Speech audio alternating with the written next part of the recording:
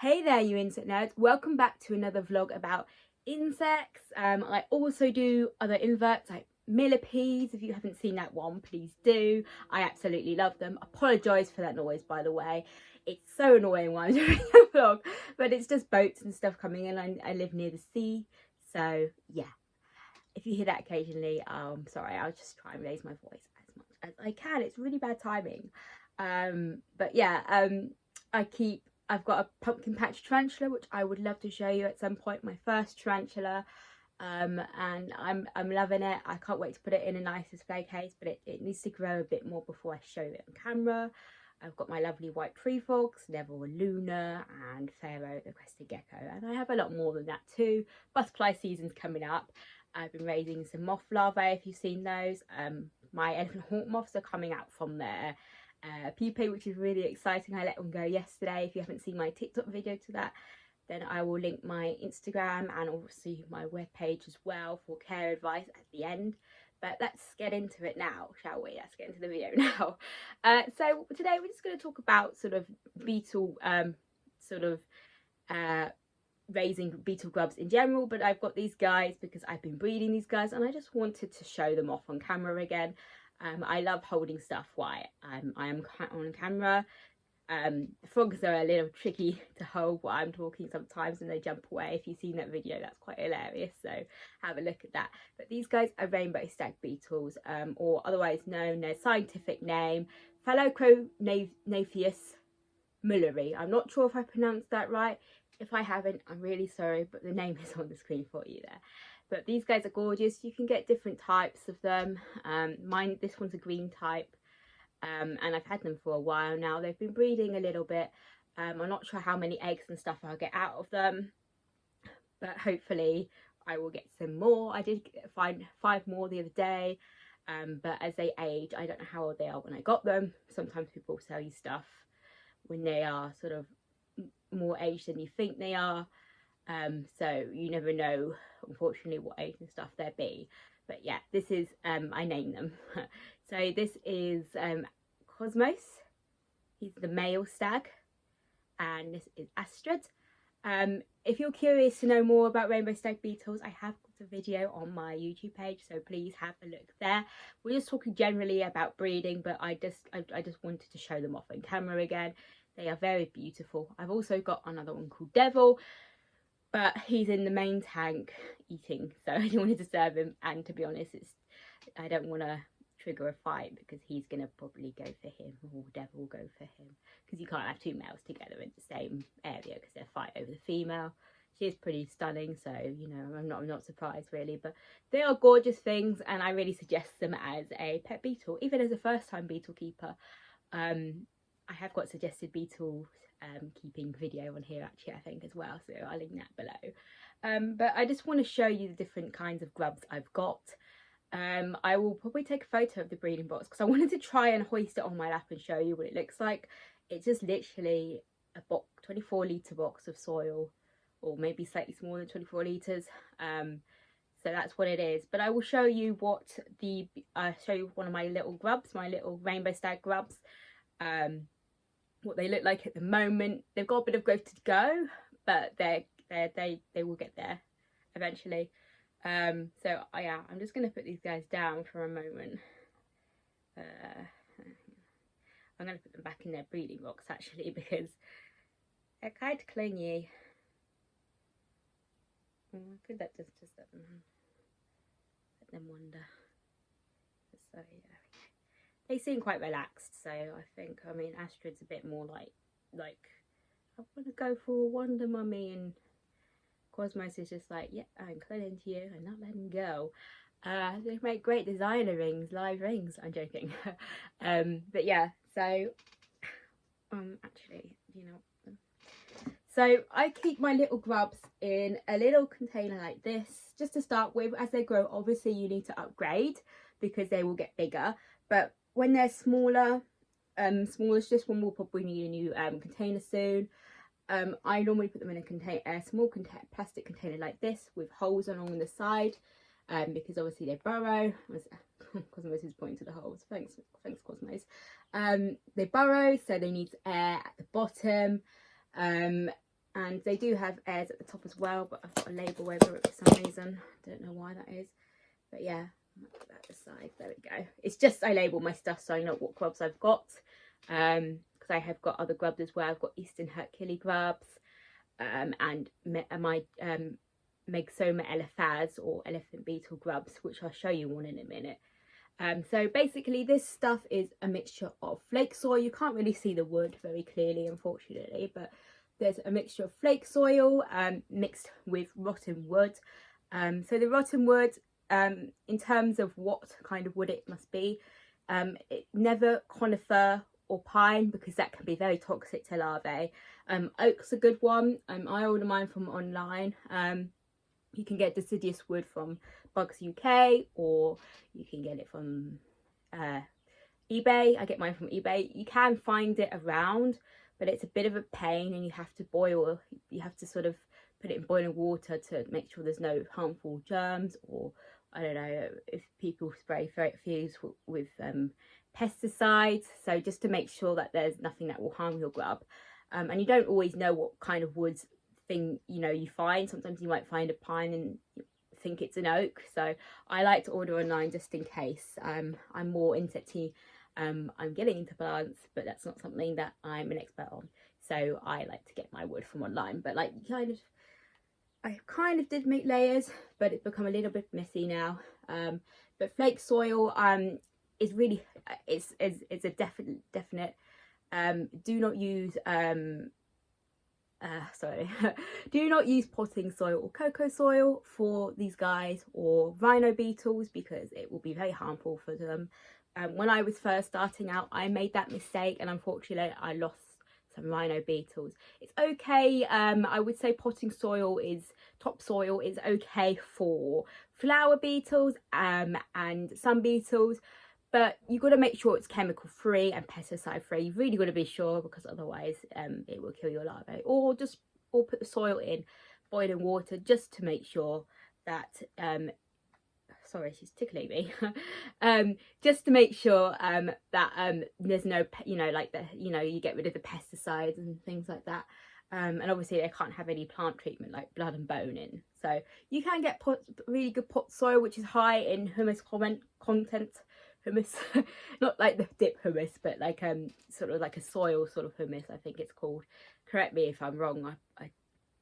Maybe I'm just thinking about hummus, but hummus. Sorry. But I've got it in my tank at the moment. I'm waiting another shipment of topsoil, because I haven't got the topsoil in the tub, sorry, but in my universal tank for substrate, because it's really good and moist. Cocoa soil I did use for a bit because I didn't have anything else. It's okay, but you have to dampen it a lot. So I really suggest topsoil for that, or so I've kind of done that, and I need another layer because it's not quite enough. I ran out. But anyway, so yeah, just sort of like a nice little tub for little larvae. So I'll show you the larvae now. I'm gonna have to just put these guys down for a minute, because they're being a bit cheeky. Astrid is anyway. Cosmos is not too bad. He's just happy to be here. But yeah, I've got wood at the top, but it should be at the bottom. I don't know why it's at the top, but I think I did a layer. I did sort of layers. You can't really see. It's not very clear layers, but there's lots of wood in there. I'm just trying to find the grub. Oh, found it. So when you handle grubs as well, just really be careful. Be aware of, so that's the rainbow stag grub I've got. It's one of my biggest at the moment. So yeah, when you handle grubs, just be aware that they're very delicate. You can handle them without gloves. I suggest holding really small ones with gloves, but if you don't have gloves, that's fine. Just make sure your hands are washed from chemicals or pesticides or soaps or anything, even if you've been cleaning out any animals. I wash my hands before touching them, because you don't want to spread bacteria to them. And by the way, they do love to poop, so if you did see that poo on camera, that's where it is. But yeah, they are fantastic things, and I really suggest you keep them what's going on here. Sorry, they're having a little intersection here. But yeah, so these guys are amazing. The growth, I've had it, what, 4 or 5 months maybe? I don't remember, but something like that. But that's the stag beetle larvae. So that's the that's them. They're gorgeous, aren't they? I love them so much. They are being a bit pickles though. So yeah, that's the larvae. So yeah, basically just try and do layers and make sure most of the wood is at the bottom. You can also get rotten leaves, but the rainbow stags prefer rotten wood more, whereas my Myxoma elephas or elephant beetles really prefer rotten leaves more. They do take wood as well, but I've noticed that they will actually eat more of the leaves. But these guys are really good for first time.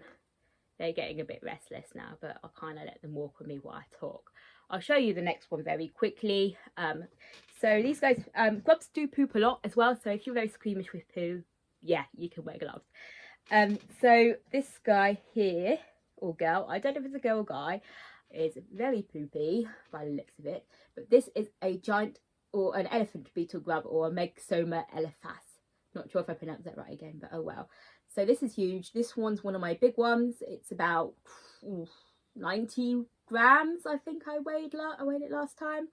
So it's a huge thing.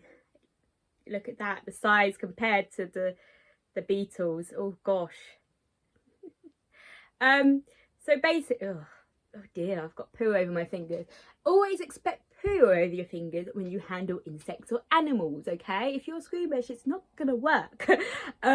No, but these guys, so grubs in general, health wise, you should weigh them every few weeks. I weigh mine once a month. Or if they're smaller and you think they've got health issues, maybe a little bit more. You should health check your grub quite regularly as well, because they can get loads of mites. Some of the mites are normal. So white mites tend to be quite usual. If you get sort of orangey mites, that can be a bit of an issue. So just keep an eye on it and spray. Mine has a little bit, but they are not harmful. They haven't done any harm. So sometimes they just get natural mites. Obviously look for movement in a grub. So if a grub is lethargic, similar to when you do animals checks, then there's something wrong with it. Sometimes they are generally quite still. They don't really do much except from poo on your hand. As you can see, I'm quite tolerating of this. So yeah, just check them for sort of any marks or discoloration, particularly things like rotten grubs. Unfortunately, one of mine died of rot, and it can be quite a common ailment which sometimes you can't stop, unfortunately. So I had to change the soil. So if that happens, you know, change the soil, clean the soil out. Yeah, it's a shame, but it just happens. But yeah, just check your grub is okay, doing well. Weigh them, note it down, and see if there's any changes, if they've gained weight, if they've lost weight. Sometimes they will lose weight because that's just fluctuation, but sometimes they will lose weight for a reason, like they've got bacterial infection or yeah, sort of bacterial issues. But yeah, these guys are great. He's pooing in my hands and I don't particularly want to hold him. But yeah, just sort of grub health, you just got to really watch them.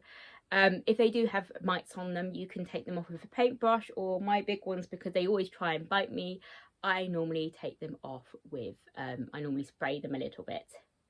But yeah, sort of it's just watching them really, and they are fairly easy, but it takes a long while to raise grubs.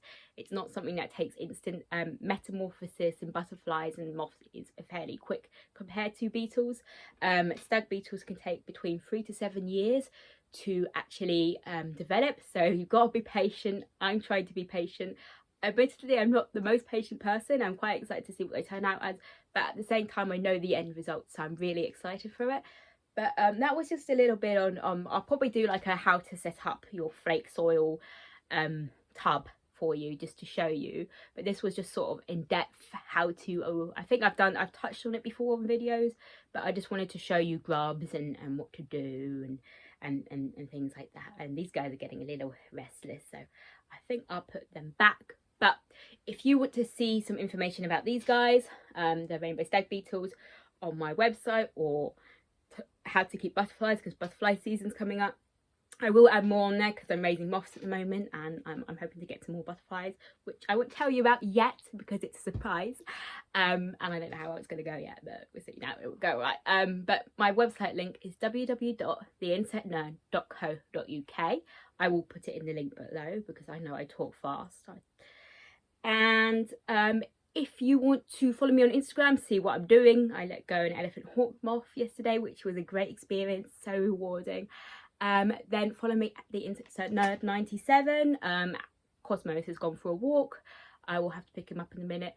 And I'm also on TikTok as the Insect Nerd. I haven't posted a lot, but it's just fun. So yeah, thank you so much for watching, and I hope you have a nice day, and yeah, bye.